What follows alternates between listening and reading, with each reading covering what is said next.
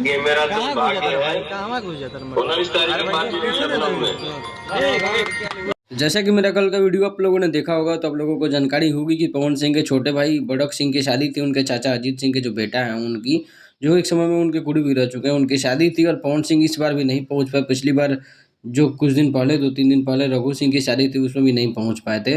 तो उन्होंने स्टेज पे ही वीडियो कॉल कर दिया, जिसका कल पिछले एंगल से वीडियो था, आज फ्रंट एंगल से मैंने सोचा कि डाल के जानकारी दे दूँ।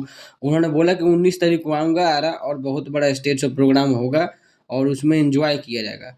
वहीं ज्योति सिंह का भी एक वीडियो बड़ी तेजी से वायरल हो रहा है, जहां अपने क्षेत्र में गई हैं काराकाट में। अभी इलेक्शन आ रहा है, विधानसभा इलेक्शन, उसकी भरपूर तैयारी में लगी हुई हैं। लेकिन ज्योति सिंह जहां भी जाती हैं अपने मांग में सिंदूर लगाना लगवाना बिल्कुल नहीं भूलती है। प्रोसेस हमेशा वीडियो में डालती है कि लोग उनके मांग में सिंदूर डाल रहे हैं उनके पति के लिए और उनके सुहाग के लिए, जो भी कह लें। और वहीं पवन सिंह से इनका रिश्ता कैसा है सभी को पता है कि असमंजस भरा रिश्ता है। बाकी अपनी राय जरूर दीजिएगा, मिलते हैं अगले वीडियो में।